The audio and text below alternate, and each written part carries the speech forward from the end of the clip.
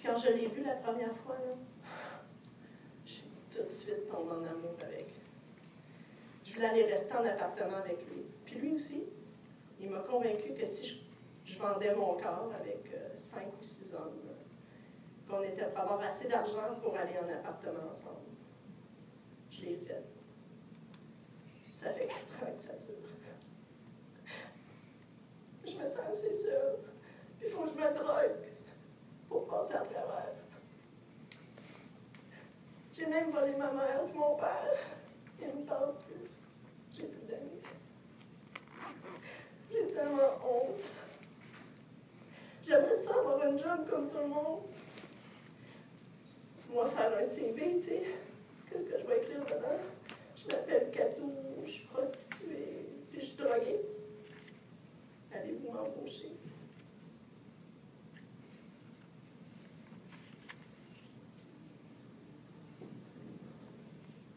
Je m'appelle Myriam.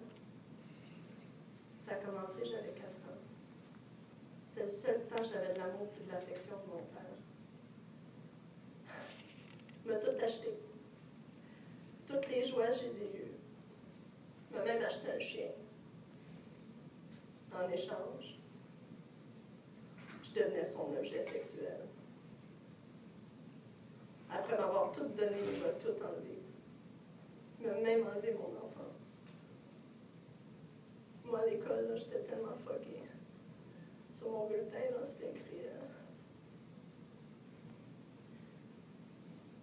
pas de concentration, pas capable de me faire des amis. Mais comment tu voulais que je me fasse des amis puis je me concentre? Je pensais juste à ça. J'en ai même pas parlé à ma mère. Mon père me disait que si j'y en parlais, ben, il était pour divorcer puis il était pour finir toute nue dans la rue. Puis c'était pour être de ma faute. Vous voyez les marques sur mes bras? Mais chaque coupure, là, c'est chaque souffrance que j'ai eue. Puis c'est le seul temps que j'étais capable de prendre soin de moi. C'était dur de m'en sortir. Ça fait 4 ans. J'ai 35 ans. Ça fait 4 ans que je vois une intervenante au Calax francophone d'Ottawa. Elle m'aide à comprendre ce que je vis.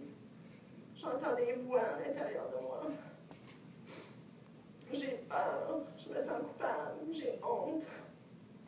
Puis là, elle a toutes sortes d'outils. Hein? Elle a des bacs à sable avec toutes sortes de sabres. Puis elle a du sable rouge, du sable brun, du sable blanc, en tout cas de toutes les couleurs, des punching bags. Puis je peux m'exprimer, prendre des petites figurines, là, puis juste les mettre dans le sable là, pour exprimer ce que je vis en dedans sans vraiment mettre des mots dessus. Ça m'aide. Ça m'aide vraiment. Avant, je n'étais pas capable de sortir du seul dehors. Maintenant, je suis capable de faire mes commissions. J'ai suivi aussi un groupe de soutien pour les survivants d'agressions sexuelles. On était 8. Puis toutes les femmes n'avaient pas toutes le même vécu, mais il y avait quelque chose qu'on avait en commun. On voulait toutes s'en sortir. Je sais que je suis une survivante, puis, mais je suis capable de m'en sortir. Je sais que je suis forte.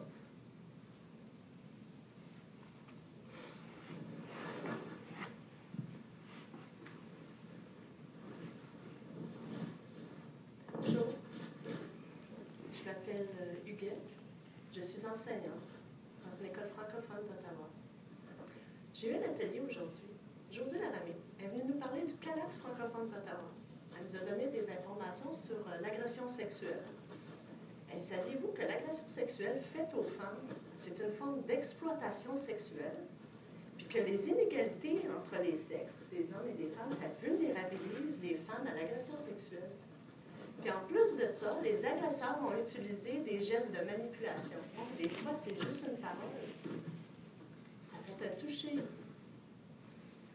Une femme sur 3 est survivante d'agression sexuelle. Imaginez, vous rencontrez 3 femmes dans la rue, là, il y en a une qui est potentiellement agressée sexuellement. 85% des agressions sexuelles, c'est commis par quelqu'un qu'on connaît. Et ça pourrait être ton ami, ta voisine, ton frère, ta sœur, toi, moi. Moi. Je suis un professeur, puis j'avais voulu en parler. folle.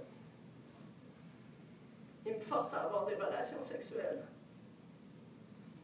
Il me dit que si je le divorce, il va m'enlever mes enfants. Je ne suis pas capable financièrement de m'occuper de mes enfants toute seule. J'ai pensé à me tuer, à m'enlever la vie. J'ai vu un psychiatre. Il m'a dit que je faisais une dépression. Il m'a prescrit des pilules. J'ai remarqué que si je mélange le cocktail avec les pilules et une petite gorgée de volcol, mais ça me fait du bien en dedans. Je peux oublier.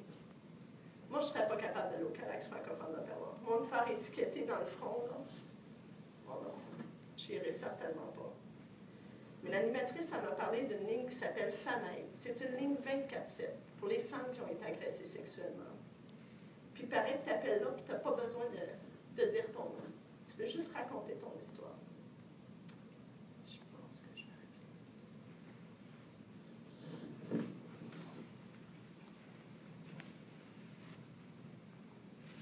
Bonjour, je suis vraiment Josée Laramie du Calax francophone d'Ottawa. Ces femmes, c'est des exemples qu'on va avoir au Calax francophone d'Ottawa. On voit des centaines de femmes par année. Elles sont sur les normes d'inceste, d'harcèlement sexuel, de viol collectif, d'harcèlement sexuel, je le dis encore parce que c'est une forme qu'on ne parle pas beaucoup, d'abus rituels et toutes sortes d'autres agressions sexuelles. On offre de l'appui individuel, on offre un programme de prévention, de sensibilisation dans n'importe quel groupe, que ce soit des écoles secondaires ou n'importe quel groupe qui vont nous faire la demande pour faire de la sensibilisation. On offre un programme de bénévoles, un programme de liaison communautaire. On a aussi un regroupement qui s'appelle l'Action ontarienne contre la violence faite aux femmes. Si vous êtes intéressé d'avoir de l'information et des ateliers vraiment en français, des formations éducatives sur la violence faite aux femmes, il y a une formation en ligne gratuite. Donc, vous pouvez venir à notre kiosque et on va répondre à vos questions. Merci.